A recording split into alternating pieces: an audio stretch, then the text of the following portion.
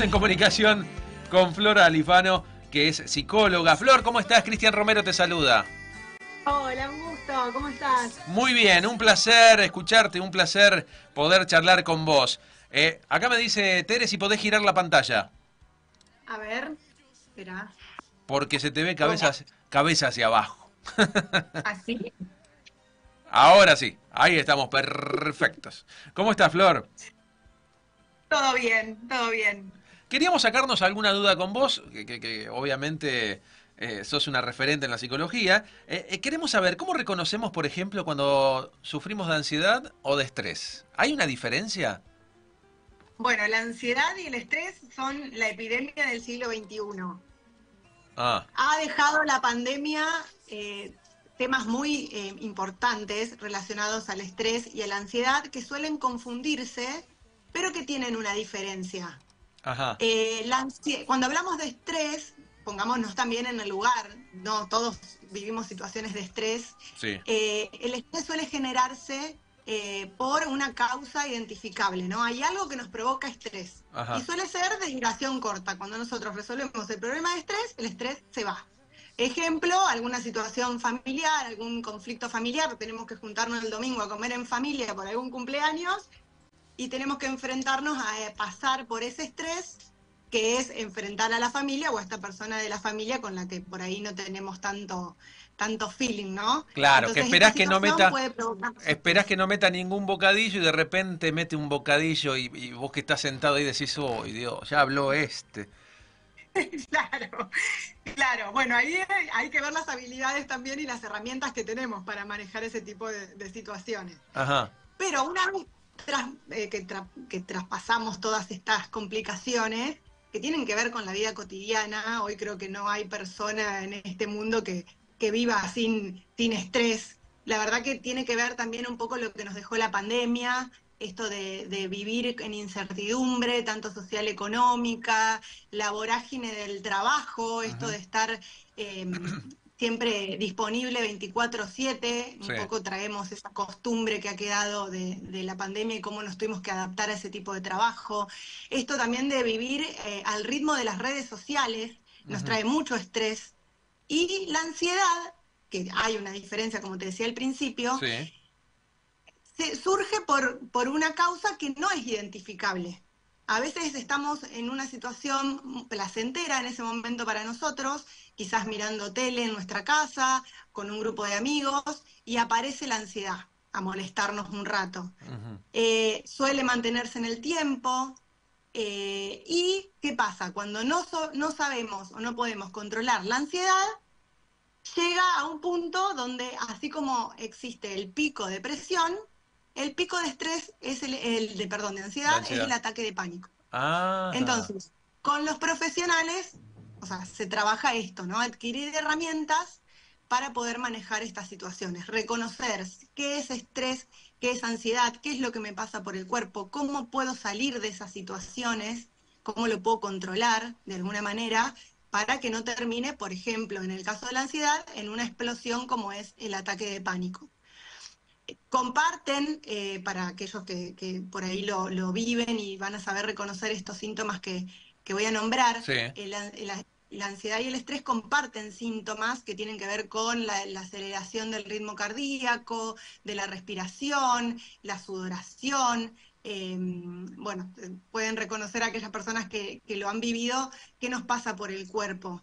Y por ahí, por eso se confunde una y otra, ¿no? Porque por ahí se vive de una misma manera, pero no son lo mismo. ajá, Y otros síntomas que tienen como en particular, por ejemplo, la ansiedad, pensemos en cuando estamos viviendo un ataque de pánico o de ansiedad muy profundo, sentimos que nos morimos, que nos quedamos sin respiración, que nos parece como que perdemos el control o no podemos salir de esa situación. ujú, Y el estrés, por ejemplo, también tiene que ver con una cuestión de que siento mareo, siento presión en el pecho, me siento irritable.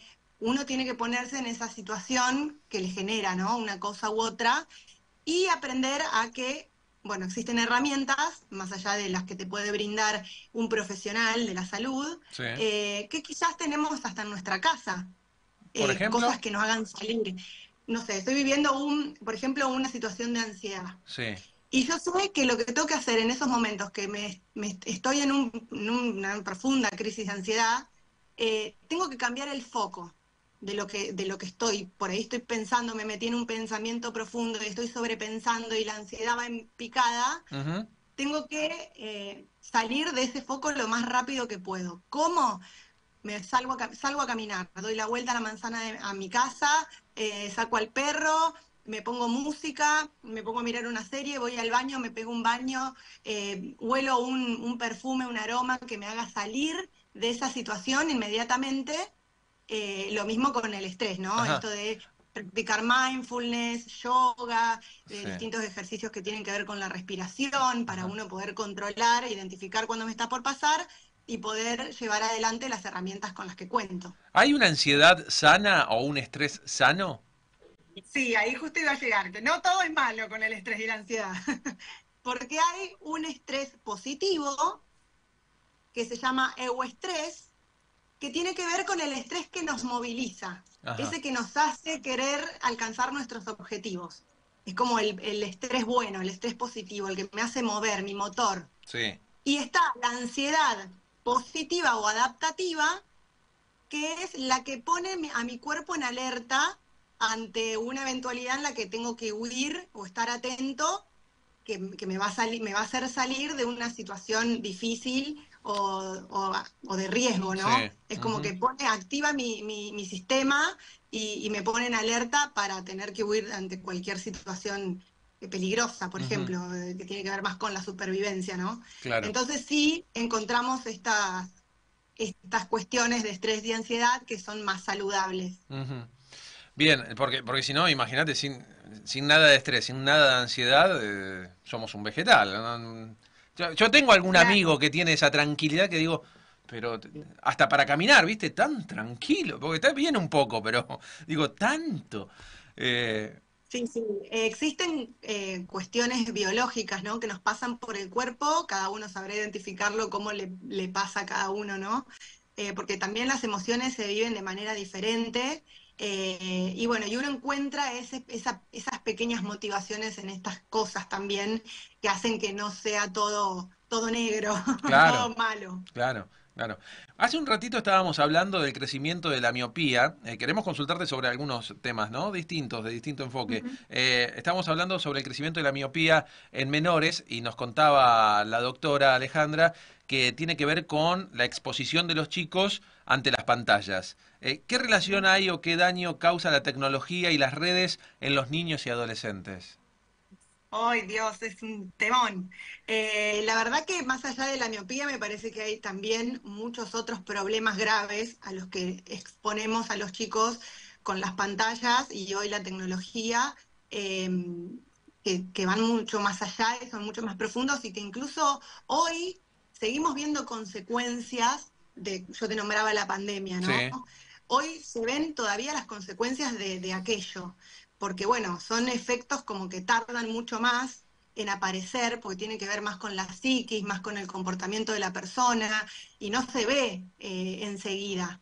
Entonces, estamos empezando a ver un montón de niños cada vez más jóvenes, y eso es lo más preocupante, Ujú. en consultorio, justamente con también trastornos de ansiedad, que antes era muy difícil ver a niños ansiosos, se hablaba mucho de estos temas con adultos, y que tenían que ver y que afectaban a adultos, y hoy la exposición a las pantallas, a los juegos, a los videos que los chicos ven en redes sociales, les afecta no tanto, o sea, sí la miopía porque están mirando con el celular acá, Ujú. sino también con sus comportamientos, sus conductas, con los vínculos, con las formas de vincularse que tienen hoy los chicos, se perdió esto del contacto persona a persona, Ujú. hoy les cuesta mucho comunicarse, relacionarse con un otro, jugar. Esto también tiene que ver con yo siempre lo cuento y lo hablo mucho, del tema de los padres que tienen miedo de tener chicos aburridos en sus casas. Claro. Y sin chicos aburridos no tenemos chicos creativos, porque en los momentos de aburrimiento es cuando el chico se pone a crear. A ver, estoy aburrido. ¿Qué puedo crear? ¿Qué juego puedo inventar para salir de este aburrimiento? De Ujú. ahí nacen los artistas, ¿no? La gente los chicos que se dedican al arte, que les Claro, gusta escribir, que usan la imaginación, que que son pintan. creativos, Ujú. que pintan, que dibujan, que se ponen a actuar o a recrear una obra Bailar, o sí, sí, sí, algo. sí. Entonces les estamos un poco matando eso, ¿no? Y yo creo que tiene que ver también más con los adultos y con esto de la falta de límites y con este miedo de tener chicos aburridos en casa. Me parece que hay que dejarlos que se aburran más y de prestar mucha más atención al tiempo que están en pantalla, ponerles límites en cuanto a eso también, a tener como un esquema de horario y de organización de cuándo pueden estar con la pantalla y cuánto tiempo. Claro. Y bueno, y no asustarnos con tener chicos aburridos porque son los futuros artistas, Picasso, Beethoven de la familia. Así Incentivar de esa que no manera, les ¿no? La creatividad, por lo que decís. No Sí, buscar la solución rápida de tomar el celular, sino que dejar claro, que ese exacto. Yo creo aburrimiento que vaya generando algo. igual el niño se adapta a lo que el adulto le da, ¿no es cierto? O sea, el adulto es el que marca ahí un rumbo y los límites y el chico toma lo que el adulto le da. O sea, el chico no tiene el control ni las decisiones según la edad que tenga, ¿no? Igualmente, pero me parece que el adulto ahí es el que tiene que un poco marcar el camino y enseñar. Es como también una psicoeducación, ¿no? Con los más chiquitos. Claro, claro, claro, claro. ¿Nos hablas un poquito de La hija? La hija es mi primer libro. Yo soy, bueno, para los que no me conocen, soy hija por adopción. Sí. Y este primer libro nace, bueno, porque me surgió la necesidad de contar mi historia, también de poner en palabras eso que necesitaba sanar, que es todo mi recorrido y mi camino como hija adoptiva y hacia el encuentro de mi familia biológica, que logré encontrar después de un poco no tanto tiempo. Bueno, ahí está, viste, mi papá no me dejaban que me aburra. Yo enseguida encontré la forma de no aburrirme. Me puse a escribir sobre mi historia. Así que bueno, salió publicada en el ¿Siempre 2017. supiste vos que eras hija adoptada? Sí, siempre. En casa siempre se habló con naturalidad. Ajá. Incluso siempre tuve el apoyo de mis padres para el día de mañana, si yo quisiera buscar a mi familia biológica, ellos me acompañaban y me apoyaban. Y bueno, y Porque viste que así está nace eso, el ¿no? libro. De los padres del miedo o de cuándo plantearle al hijo, desde cuándo, que es, por ejemplo, adoptado o adoptada, ¿no? Sí, Muchos dicen sí, es espero a desde que el sea minuto mayor de cero. edad, otros desde el minuto cero, otros cuando empiece El a minuto entender un poco cero. más. Sí, siempre hay que acercarse mucho al niño a charlar con él y uno como padre sabe en qué lenguaje uno le puede hablar a su hijo, ¿no? A través Ujú. de cuentos, a través de historias, de juegos.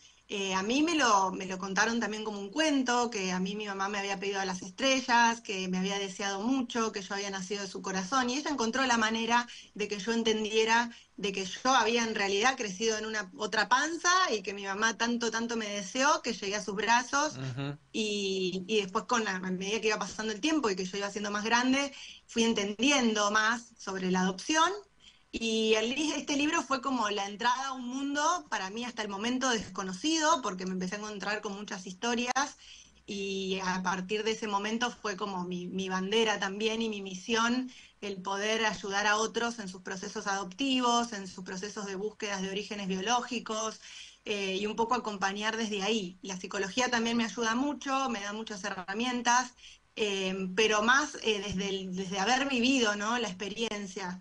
De haber pasado por eso. Ujú. Entonces, bueno, se acerca mucha gente a buscar ayuda, a sacarse dudas, a querer solamente desahogarse y contar su historia, que me parece que también tiene que ver con cómo encuentra uno la manera de sanar. Claro. Yo lo logré o lo pude hacer a través de la escritura.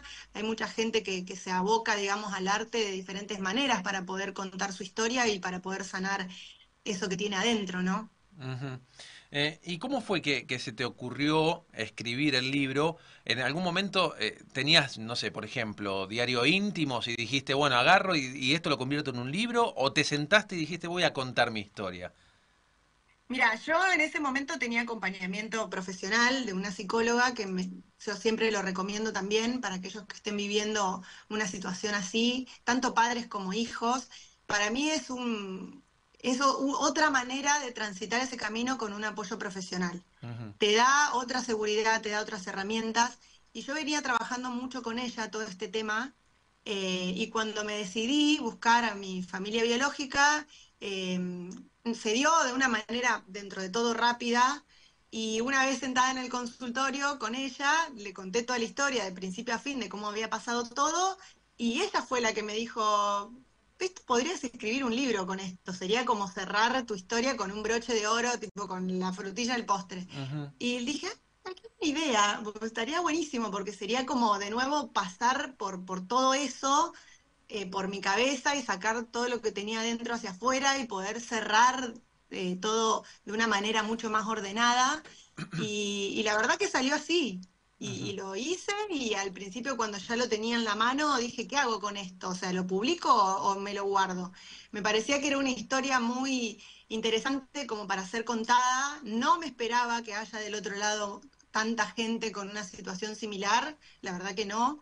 Y me sorprendió y bueno, y así la hija hoy llegó a un montón de lugares y a un montón de personas que a mí me alegra haberlo hecho, o sea, haber tomado la decisión de sí publicarla. Ujú.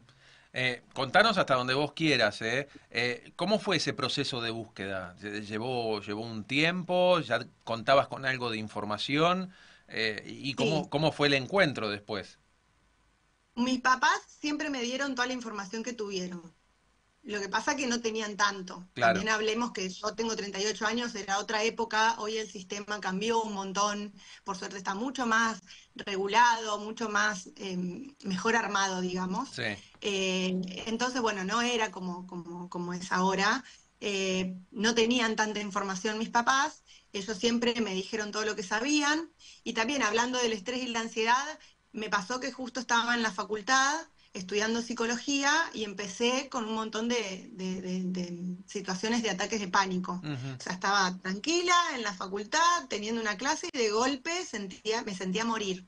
Tenía que salir del aula, caminar por la facultad, tomar un vaso de agua, como que daba una vuelta y volvía a clase. ujú. Tuve que poner un poco mi carrera en stand-by porque la verdad que no dejaba de pensar en otra cosa. No podía avanzar Sí. sin tener esto resuelto, entonces dije, no, yo de esto me tengo que ocupar. Entonces empecé con la información que tenía de mi familia a atar, ¿viste? A atar Atar cabos cabos, y sí. un poco armar un camino de investigación. Medio que me recibí de Sherlock Holmes en ese momento. Antes de psicóloga fui Claro, investigadora. porque como bien decís Y vos, ahora como que hay otra, entre comillas, facilidad, ¿no? Podés sí, buscar por redes, por internet, hay empresas que se dedican a buscar personas, pero claro, hace un sí. tiempo atrás, como bien relatabas, era todo un poquito más difícil, o bastante. No, yo me acuerdo, mirá, te doy un ejemplo. Me acuerdo que yo tenía un número de teléfono y no había internet en ese momento. Claro. Y me fui a una cabina de teléfono y en una guía telefónica así, empecé a buscar de dónde era la característica y buscar el número, o sea, por la característica llegué a una localidad, de la localidad busqué el número, del número llegué a 10 nombres y de esos 10 nombres a direcciones que me fui anotando y tuve que ir una por una, Sí, ir descartando. claro. Entonces fue todo que la verdad que yo lo pienso como hacia atrás y no puedo creer por todo lo que pasé y todo lo que hice. Y bueno, después llegué a un médico que había estado presenciando el parto de mi madre Ujú, biológica y fue él el que organizó el encuentro con ella y bueno, y nos encontramos. Después de un tiempo pudimos conocernos y contarnos las historias, ujú. porque ella tenía una historia que contar, yo también, y bueno, y después de eso pude cerrar este círculo incompleto que siempre dije que me sentí ser. Eh, Así que bueno, fue como una manera linda de cerrar esta historia y con un final feliz que raramente suele pasar. La verdad que después me he encontrado con muchas historias que no suelen terminar así. Claro. Así que bueno, mucho acompañamiento desde el rol profesional con estas personas que por ahí lo necesitan y que necesitan esa contención y ese acompañamiento en situaciones así difíciles. ¿Y después quedó algún vínculo con tu madre? Sí. ¿Con Sí, tu sí, madre yo hasta el biológica, día no? de hoy tengo contacto con ella, Ujú. nos mensajeamos, nos hablamos, nos tenemos en redes sociales, tengo hermanos biológicos, así que con todos tengo relación, así que nada, puedes sumar, ¿no? Hacer más grande lo que ya tenías. Ujú. Ujú. Y bueno, ¿y dónde pueden conseguir La Hija? Porque me parece que puede resultar muy interesante para conocer bien tu Sí. historia y para aquellos que tienen alguna similitud, ¿no? Con lo que te pasó y Mm. por ahí les ayuda a tomar cierta decisión en una Mm. búsqueda o a sentirse identificado. Sí, bueno, yo estas cuestiones de los ataques de pánico no las volví a tener, por ejemplo, después de que cerré mi historia. O sea, tenía mucho que ver con eso. Entonces pude controlar ahí mi ansiedad y mi estrés por la situación que estaba pasando. Y el libro lo pueden encontrar, está en Mercado Libre, en Amazon, hay tiendas físicas donde están, librerías donde lo pueden encontrar.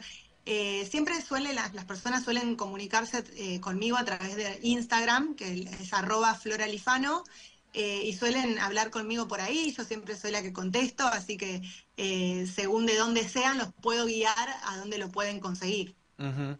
Bien, ¿y hoy estás atendiendo? ¿Estás con tu carrera? ¿En qué momento? Sí. Sí, yo, mira, soy psicóloga, pero toda mi vida me dediqué a la investigación científica en neurociencias. Estoy Sí. trabajando en Fundación INECO Ajá. y, o sea, como por fuera de ese trabajo, tengo mis pacientes que atiendo de manera clínica, ¿no? En consultorio. Y bueno, y como hobby, y como lo que más me gusta hacer, escribo en mis momentos y en mi tiempo libre. Me gusta Ujú. escribir, tengo ya 3 libros y bueno, tengo pensado seguir escribiendo. Ajá, y además especialista en psicología deportiva, ¿no?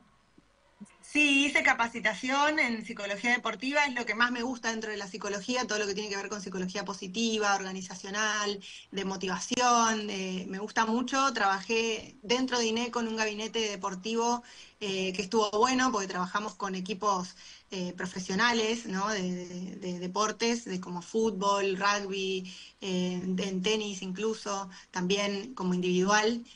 Así que sí, me gusta toda esa parte.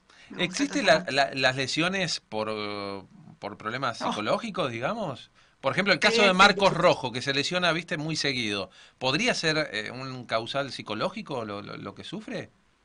Es un gran, gran tema el tema de la psicología del deporte acá en Argentina. Viste Ujú. que es algo que acá es nuevo, pero en otros países es viejo. Y siempre nosotros nos copiamos, nos queremos copiar de los países más avanzados. Sí.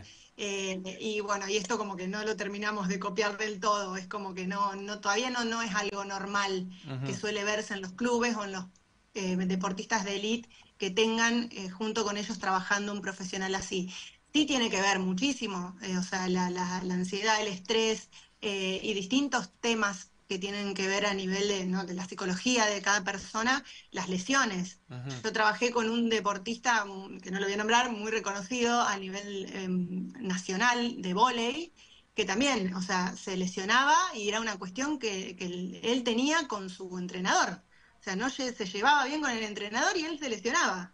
Y tuvimos que trabajar muy profundamente todo este tema y hasta que se cambió de coach y él se dejó de lesionar. O sea, es muy loco cómo trabaja la cabeza, o sea, a nivel psicológico, emocional. Mira. Y yo creo que las enfermedades también tienen que ver con lo emocional. Bueno, Nos enfermamos por las emociones. yo hablé en un momento de Marcos Rojo, pero se hablaba, no sé si recordás, de Di María, que se lesionaba en las finales, ¿te acordás? Ujú. Y, Sí, y sí. muchas veces se hablaba si no había un componente psicológico, porque siempre llegaba esa lesión en las finales. Ujú. Sí, seguramente está relacionado, seguro. Así que bueno, aquellos deportistas que sufren alguna lesión crónica es una opción, porque no todos, viste que muchos van al kinesiólogo, se recuperan y vuelven a entrenar y quizás hay que buscar por otro lado también, ¿no? Yo te diría que es un 80-20 o un 70-30 si querés, para no hacerlo tan ahí del tema de mente-cuerpo, ¿no? Para mí es mucho, mucho la cabeza, Ajá, muchísimo. bien, Más que incluso, porque algunos hablan de 50 y 50, yo te diría que es mirá, más la cabeza. un A mí porcentaje. yo lo tengo como muy referente en ese tema a Nadal. Nadal, por ejemplo, vos lo Sí. ves jugar y es una persona que técnicamente, o sea, no tienen casi nada en el tenis de técnico. Ese pibe es pura cabeza. Te Ujú, gana los partidos con la cabeza y con la mente. No te gana los partidos con la técnica como un Federer. ujú. Entonces tenés que tener una preparación muy importante a nivel psicológico como para enfrentar este tipo de situaciones que son súper estresantes para las Sí, personas. además tiene una fuerza, creo yo, ¿no? Psicológica, que por ahí va perdiendo un partido que, a ver, el que está jugando contra él dice, ya lo tengo liquidado, y el tipo se levanta y te lo da vuelta. Nunca Sí, cae. sí, sí. Me encantaría tener una charla con el psicólogo de Nadal. Claro, Te digo claro, no, no, no, que me nunca cae. Tiene una encantaría. motivación y una sangre para correr hasta la última pelota, ¿no? Sí, es impresionante el poder mental que tiene. Es impresionante. Cualquier otro por ahí dice, bueno, ya está, lo entrego, ¿viste? El partido. Y este te la sigue luchando. Así que, Ujú. bueno, importante para los arqueros también, ¿no? El tema psicológico, porque es un puesto muy, muy complicado, ¿viste? Que por ahí El salvan. arquero es tremendo. Viste que dicen, no me gustaría ser la mamá del arquero. A mí no me gustaría ser la psicóloga del arquero. Claro, porque ahí sí hay un trabajo, porque, escúchame, se salvan 10 partidos, en uno se mandan una y No, chao, no. ¿viste? No, ¿viste? Con el gol que le hicieron a este, y tiene que ser fuerte el arquero, Sí, psicológicamente. hay que trabajar muchísimo la psicología a nivel deportivo en todos, incluso hasta del entrenador, o Ujú. sea, de todo un equipo, porque es un equipo, o sea, no son individualidades. Incluso en el tenis, que la persona es una la que está jugando, pero tiene su coach, su entrenador, y todo afecta a la persona. O sea, somos personas en relación constante, somos seres sociales. Ujú. Entonces todo nos afecta. Y también hay cuestiones de familia, muchas cosas que las personas traen por fuera de sus laburos y sus Claro. profesiones, o que hagan, que es inevitable poder Ujú. sacárnoslo de encima y hacer como si nada y seguir en nuestras cosas.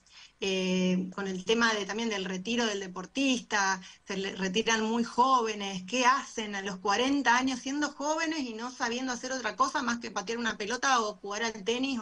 ¿Entendés? Que pasa mucho, o sea, temas de depresión, Sí, con estos deportistas que se retiran así. Hay muchísimo que laburar a nivel deportivo. A mí me encanta, me apasiona, no sé si te darás cuenta, sí, sí, me sí, puedo sí. quedar horas hablando de todo esto porque la verdad que es apasionante. Bueno, y los grandes equipos incorporaron, ¿no? Un departamento psicológico. Sí, todos los clubes grandes tienen un gabinete de psicología que, bueno, que además de un psicólogo, viste que arman como un equipo interdisciplinario con muchos profesionales, Ujú. tanto a nivel psicológico como también, que me parece importante, el tema de la nutrición, de la forma en la que se alimentan, cómo comen, el orden de las comidas, lo que sí pueden comer, lo que no, todo eso afecta. O sea, incluso el sueño, cuánto dormís, Sí. si dormís bien, si dormís mal, si te despertás muchas veces en la noche, todo eso afecta a la mente, Y hoy está a más las emociones. naturalizado, ¿no? El tema del psicólogo, porque en otro momento tengo que ir al psicólogo. Ah, ¿qué estás loco? Y hoy es como algo más Sí. normal. Voy a terapia. Ah, mira, yo voy los martes, ¿entendés? Es como que se Yo naturaliza. creo que ir al psicólogo es un privilegio, y no porque haya estudiado eso y ni lo sea, pero siempre yo fui una persona que a mí me encantó ir al psicólogo, me parece súper importante tener un espacio que sea tuyo y que vos puedas ahí trabajar tus cosas. Claro. Y me parece de un amor propio y de una cuestión de ocuparse de uno mismo muy importante, así como es bañarse, así como es comer y cuidarse en las necesidades básicas, ¿no? El psicólogo para mí es también parte de eso. Antes sí, era ir, vas al psicólogo, sos un loco, estás mal, o sea, no era como que te daba vergüenza decirlo. Y hoy yo creo que hasta que se dice con orgullo, ¿no? Como diciendo, "Ah, voy al psicólogo, tengo mi Totalmente. terapia". Es como que Totalmente. también te pone en una situación de estatus, como que hoy se ve diferente. Ujú.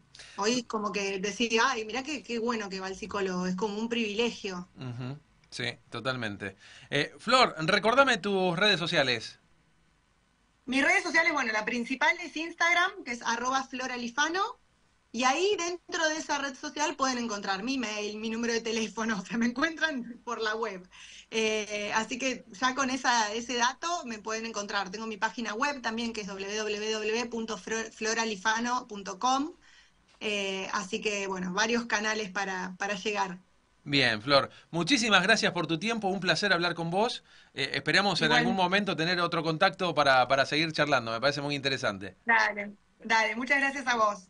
Un beso, Nos hasta vemos. luego. Bueno, ahí pasaba Chao. Flora Alifano, entonces psicóloga, nos contaba un poquito justamente de la ansiedad y el estrés, la diferencia, que hay una ansiedad y un estrés bueno, no todo lo que genera ansiedad y estrés es malo, la tecnología y las redes, el daño que le causan a niños y adolescentes, y también hablamos un poquito del tema deportivo. Pasaba por nosotros entonces, licenciada en psicología, investigadora de la Fundación INECO,